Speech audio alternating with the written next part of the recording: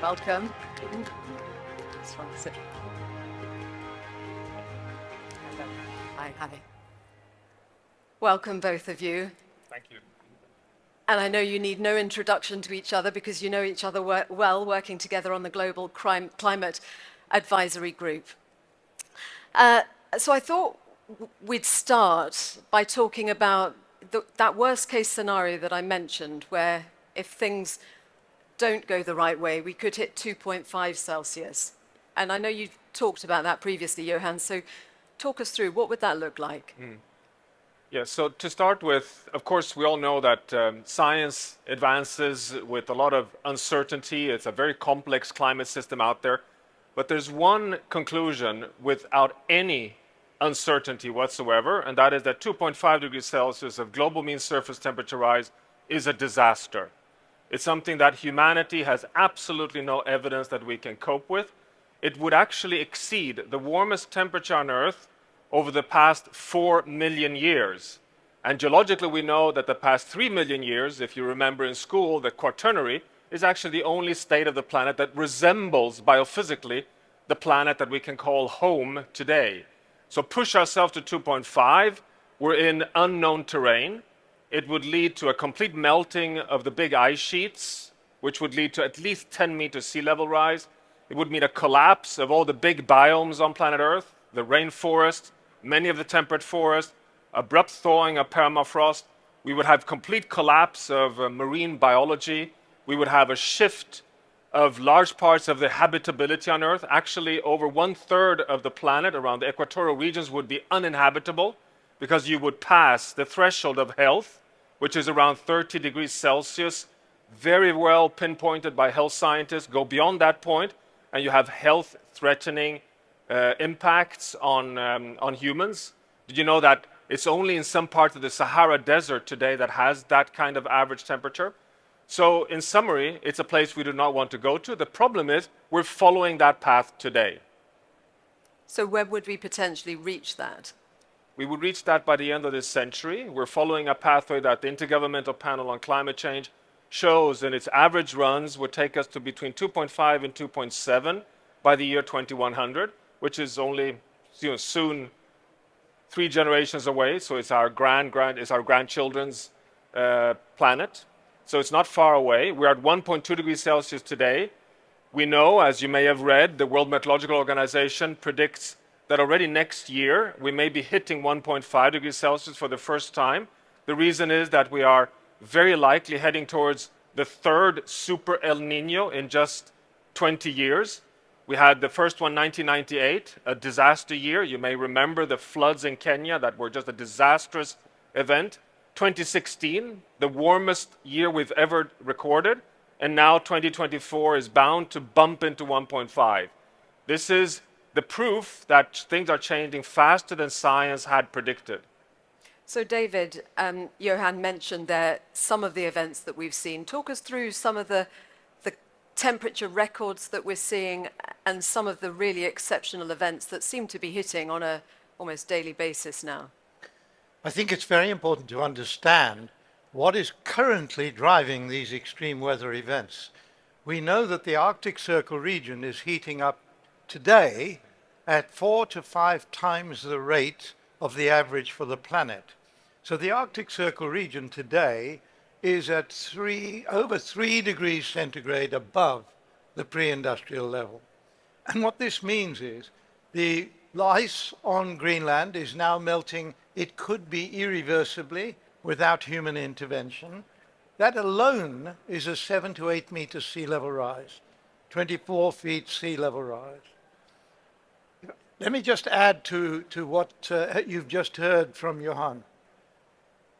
That period, 400 million years ago, when the temperature was, when the CO2 levels were the same as now, was a disastrous period compared with where we are. 25 meters sea level higher then than it is now. The South Pole was a place where trees were growing. We found evidence for those trees down in the South Pole beneath the ice. That's the sort of future that we are currently trending towards? What extreme events are we experiencing today? Let me just take you to North America, 2021, in the west coast of America.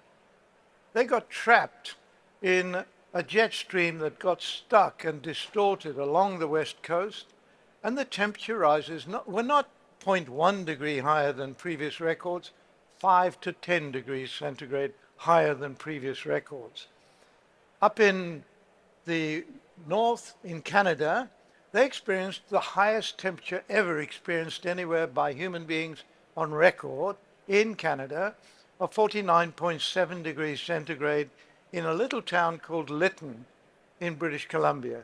Now, Lytton is a middle-class town. I would say rather wealthy people. They don't have air conditioning in Canada. Who needs air conditioning? 135 people in that town died from that heat wave. And I'm saying this because we're all aware that the developing countries are going to suffer and are suffering the worst. But none of us can escape from the consequences of what is now happening. So I'm actually saying that we may have passed a point of no return in the Arctic Circle region. Certainly the signs are there that that is happening. And by the way, in the Arctic Circle region, we've got a large number of people, Sami and Inuit, living on the permafrost. And those people are experiencing temperatures they have never seen before. I've got a colleague there, talked to him in April of that year, and I said, what's the temperature now? He said, it's cold. It's minus 30 degrees centigrade. I spoke to him at the end of July that year when this heat wave was running through. The temperature on the permafrost where he was living was plus 32. Plus 32. Now he said, of course, that's today. Tomorrow it'll be colder. But the point is, the whole weather system of the world is in transition. And we're experiencing this in Australia, South Africa. Well, Johan has taken you through all of the extreme weather conditions that we're already experiencing. This isn't tomorrow's problem. And what do we have to do to actually manage this? Yes, that 1.5 degrees centigrade target is a must. If we don't stay below that, frankly, the talk about going up to 2 and then bringing the temperature down by removing greenhouse gases, that is not good enough. Too many people will die in that period when we allow the temperatures to go up. So the Innovation Zero program is absolutely right. We all have to innovate a new style of our economy that removes our dependence completely from fossil fuels, but also goes up onto a much more circular economy style living, where we have no waste. That's where we have to go. And it's not as if we have a choice because, as I said, we are all in this boat together. Johan, when David says 1.5 is a must, and I know obviously you think the same, and it's the target, do you think it really is feasible now? Yeah, so just to kind of really lock this in, that 1.5 is what the world has agreed upon in the legally binding Paris Agreement. It is backed up very solidly by science. The Intergovernmental Panel on Climate Change shows that we pass 1.5 and we enter the terrain exactly as Sir David points out. We go from moderate risk to high risk. And many of those risks are not only immediate impact on humans and the economy, but they may be permanent and irreversible, meaning we cannot turn back, causing self-reinforced warming. So 1.5 is not a target. I call this a physical limit. It's a biophysical system. Go beyond 1.5, you have so much heat in the system that you simply pump up so many irreversible changes. You do not want to go there. Now, we are at 1.2 today. We're following a pathway that would take us way beyond 1.5, as we just discussed. We may be bouncing, touching 1.5 next year, but that does not mean we stay beyond 1.5. And the IPCC assesses, and I would lend my support to that, that we can still hold 1.5. The window is rapidly closing, but it's still just open. We have a global carbon budget that science shows is still available to us of in the order of 300 billion tons of carbon dioxide. We emit in the order of 40 every year, so that gives us 7.5 years remaining until we have to be at zero, at the innovation 0 point. So this decade is absolutely decisive. To have an orderly phase out, science shows clearly that we need to cut emissions by half every decade. You cannot just continue burning and then shut down the world economy. We know that from the pandemic. But if you do an orderly phase out, it means cutting emissions in the order of 5 to 10% per year globally, and cutting emissions by half every decade. I call this the carbon law, inspired by the Moore's law of innovation pathways. So it gives us a very nice connection point between you guys in the innovation space and us in the climate science. We give you the benchmark, the numbers to follow to unleash the innovation pathway. Now the dilemma is, just to close this, there's no scenario in science that lands at 1.5 without overshoot. And this is really, really scary, and we don't have the answer. And that's where Sir David's point about unleashing irreversible melting of the ice sheets, for example, is still a scientific question mark.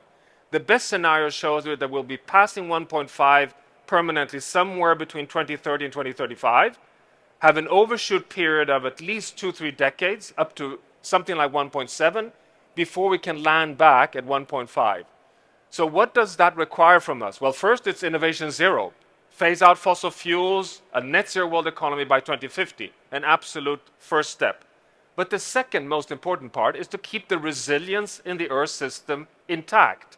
Because the only way to come back from an overshoot is that nature continues to be healthy, to continue absorb, which it is doing today, 25% of carbon dioxide emissions on land and 25% in the ocean. This has a huge price in the ocean, by the way, through ocean acidification, as we know. But keeping the biosphere healthy can enable us to have a landing. But as we discuss a lot, Sir David and myself, there's also a need to invest in negative emission technologies, technologies that take out carbon dioxide removal technologies. I'm sure many of you are innovating in that space. So we need to do all of this simultaneously. And that is the charge we're on. That's why Innovation 0 is not only about phasing out fossil fuels, it's about building a sustainable, resilient planet and removing carbon dioxide. So when you talk about the overshoot and being able to effectively recover what may be temporarily lost in that 2-decade period, how confident are you that things can be got back? You've talked about tipping points and there being key areas that need to be looked at where once they're gone, they're gone. No, I mean, that's where the honesty must come in. The confidence level is low. We show that at 1.5 degrees Celsius, we have 5 big tipping point systems that are likely to be crossed. One is the West Antarctic ice sheet. The other one is the Greenland ice sheet. The third one is all the tropical coral reef systems. The fourth one is abrupt thawing of permafrost in the boreal zone. And the fifth one is the sea ice in the Barents Sea. These are likely to be crossed at 1.5, but we don't know how many years can we stay beyond 1.5 before that tipping point is permanently occurring. So we're not entirely sure about that. There's research on this. There's only one scientific paper out there exploring the overshoot period. I can proudly say it actually comes from the Potsdam Institute that I'm heading, to be transparent with you. It shows that the overshoot will lead to permanent slowdown of the Gulf Stream in the North Atlantic, permanent loss of Arctic sea ice, as Sir David pointed out, because of the triple warming occurring there, very big difficulties in saving the tropical marine coral reef systems. So there will be costs, no doubt, but we may keep the planet in a manageable state. And that's actually what we have to now recognize. We have failed for such a long time that it's not a question of returning to some virgin state. Now the charge is to keep the planet in a livable and manageable state. That's where we are today. We have to avoid losing life support systems for the vast majorities of societies in the world. David, I mean, you've both been working in this space obviously for a very long time, but I'm wondering, David, when you look back, when you were first talking about it, seeing where things were headed, how you feel about what's been done over the years in terms of slow progress or otherwise, and how things are different now, and obviously you're both talking, and we're all talking here today about the importance of innovation and how much that changes the dynamic. I've been directly involved in the negotiations, the so-called COP process. And you need to understand, 197 nations trying to reach an agreement since 1992. If we had acted within the following 5 years, by 1997, we wouldn't be in this awful situation we're in now. 197 nations, how do they negotiate? On average, there are 20 official negotiators per country. And they all turn up at one place every year. That's 4,000 negotiators. They meet for 2 weeks. Now, if you could imagine a less effective way of negotiating, I bet you would have a little difficulty. So the point is, when I took over from the Foreign Office leading on climate negotiations, I simply said to the Prime Minister, I want to do this bilaterally. I need to go to every country I can and negotiate with them. The Prime Minister gave me an enormous budget. I don't think anyone here knows what the budget was. To be spent over 10 years, it was £9.2 billion. We had 265 full-time official climate attaches in our embassies around the world. So what we were trying to do was see that we could do these bilateral negotiations effectively. Having deep pockets undoubtedly helped enormously. Now you might ask, why was the British government prepared to spend so much, all the way from the Blair, the Brown, the Cameron and the May governments? We were spending an awful lot on negotiations, and I would say leading the world in that time. And I'm going to say to you, even though that agreement in 2015 was critical, it has failed. It's failed the world in the sense that very few nations have delivered on what they promised they would deliver, and we have no comeback on that system. Right? So in other words, each nation voluntarily put forward what they would deliver, and then if they break their promise, there's nobody there to hold them to it. So it's extraordinary because, in fact, every one of us on this planet are running this terrible risk. And I think I do have powers of persuasion, and I managed to visit 96 countries in 2 years, literally around the whole planet. I didn't even have to go to the meeting in Paris. I knew there was going to be an agreement. But that agreement that hasn't held. So we agreed that we would aim to stay, if at all possible, below that 1.5 degrees centigrade target. That is a very, very different challenge today. So I'm going to say deep and rapid emissions reduction, absolutely vitally necessary. Today, we're emitting, if I count carbon dioxide and methane, close on 500 billion tons of greenhouse gases a year. And this means that greenhouse gas levels in the atmosphere are close to double what they were in the pre-industrial period. Now, for you at night, that's like putting a second duvet on your bed. You will get too hot, right? So we have just put a second duvet on the planet, into the planet's atmosphere. I'm saying we have to remove greenhouse gases at scale as quickly as we were emitting and are emitting from fossil fuel burning. We need to remove. Now that means removing at, we might manage 15 billion tons a year. We should aim for 20 billion tons a year and bring it down in total from that 500 parts per million to 350 parts per million or less to create a manageable future. Because frankly, 2.5 degrees is what the expectation is by the end of the century. What about beyond that? When the ice is still melting, when all these irreversible phenomena are taking place. We can look back on our civilization, maybe 4,000, maybe 10,000 years. How far forward can we look? What are we leaving for our children and grandchildren, even by the end of the century? So I think until we all, every one of us, in whatever position we're in, understand the enormity of this challenge, we're not going to make it. So this is a plea to all of you. I'm sure you're all here because you're doing good things.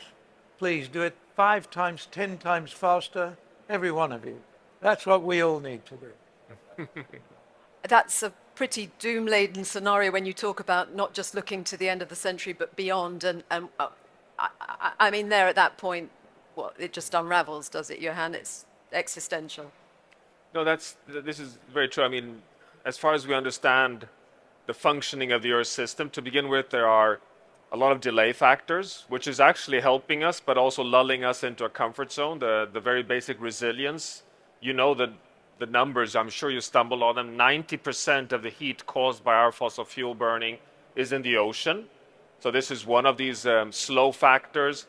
50% of the carbon dioxide is taken up in nature, as I mentioned earlier. The ice sheets melt, which in itself consumes energy, which means that during the melting process, it actually cools the planet, relatively speaking.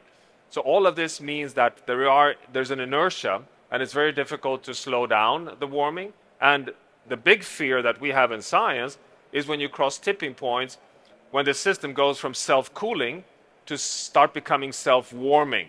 I mean, today we're the ones causing the warming, but the nightmare is, of course, the moment the planet itself starts causing the warming. And that's what we, under all circumstances, need to avoid.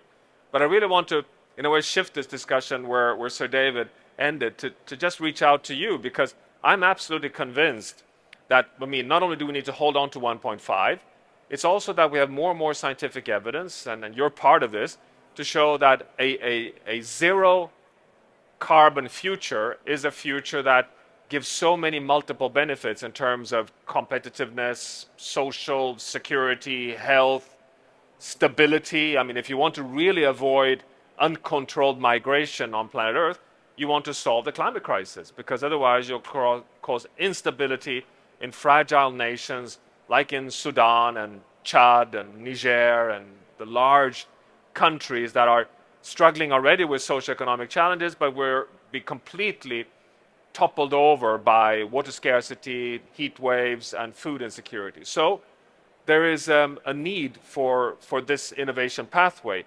And the problem is that because we have not made success over the past 30 years, there is no scientific evidence that we can achieve a safe future without exponential change. So there's no linear journey to a safe landing anymore. We need now innovation at an exponential scale, and to really scale this at a global level. I think your mic has just gone. Is it? Just Okay. cut off. Yeah, I'm not sure. Can you still hear Johan? Perhaps it came back. No. No. Okay, well, Going a bit. But yeah. the point is that we need exponential innovation. And I think that is what we're talking about here. And there's more and more research showing, and you're probably well familiar with this, that in order to change the logic of the markets and societal behavior at the larger scale does not require that everyone has awareness, that everyone does the same thing, that everyone is on board. You need large enough minorities showing that what the solution in the innovation is creating has so much better benefits that it can topple over the logic for the vast majority. So this kind of crossing that large enough minority benefit to the logic of the majority, I think is what we're now looking for scalable solutions. And we start seeing the signs of that. Norway today, for example, we know that they have really taken the charge on e-mobility. And today it's just remarkable. 9 out of 10 sold cars in Norway are electric or hybrid. They've crossed the tipping point. It was innovation together with policy, and they started to reach 40%. And at that point, it crossed a tipping point. And today, they're just beyond the internal combustion engine. And I think these are the kind of ideas that now need to be brought forward. We've got a couple of minutes left. I want to apologize to you out there. You've been sending in brilliant questions, but I had a slight technical hitch, so I'm only just getting them. So I will we'll try and answer them somehow through the day, but do keep them coming through. And I promise in the next sessions, I will be putting your questions to our guests. But I just want to wrap up because we've got a couple of minutes left, and I want to give you each a magic wand for you to wave as you wish, to see the change that you want to see today. If you could, without any constraints, what would you like to happen with that wave of the magic wand? Who would like to go first? John, David? Well, I'm happy to go first. I think I've got to say my magic wand, I want 3 wishes. Go on, you have as many as you like. So But you've got a minute to tell us. The first is, we've only been discussing climate change. Biodiversity is collapsing around the world. And this is the most serious challenge to the world's biodiverse system. We are destroying our ecosystems. My wish is that the notion of eco-civilization takes over as a world accepted way forward. Eco-civilization is defined by the Chinese government. You may be surprised to know it's part of their constitution now.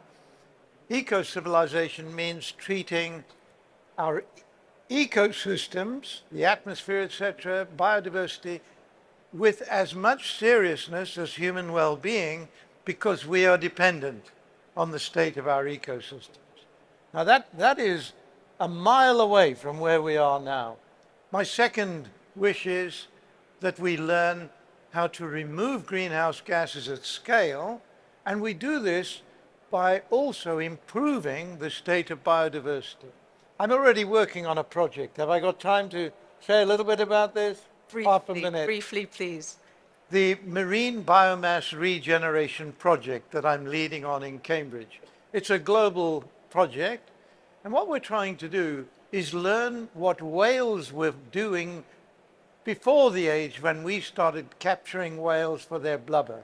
The first oil discovery was whales. The blue whale, the biggest of all, is now at 1% of its population compared with 400 years ago. And yet the blue whale performed this critical function in the biodiverse system of the oceans. I'm going to describe it very simply. The blue whales feed on krill 300 to 500 meters below sea level. It's cold down there, so they have a lot of blubber to keep warm. They have very big lungs. They can stay down there for an unconscionable period of time.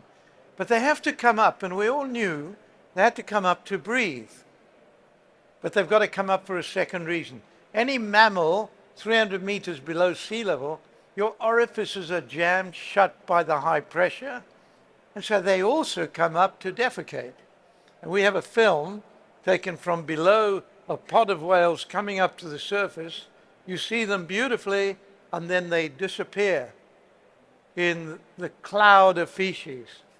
In the sunlit area of the sea, this is a fertilizer, maybe an area, a pod coming up of 3,000 square kilometers, is then green with phytoplankton, initial foodstuff for fish larvae. Within 2 months, 250 million fish in that area. So what you've created, or what they created, was these big marine forests, taking up carbon dioxide and refilling the oceans with fish and krill so they get more food, etc. Now all I'm saying is we're learning from nature, and we're now trying to repeat what the whales were doing, but artificially.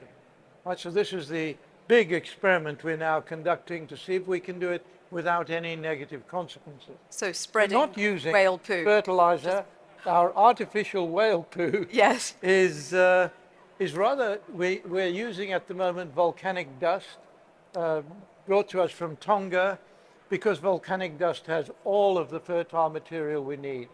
And so we're using natural material.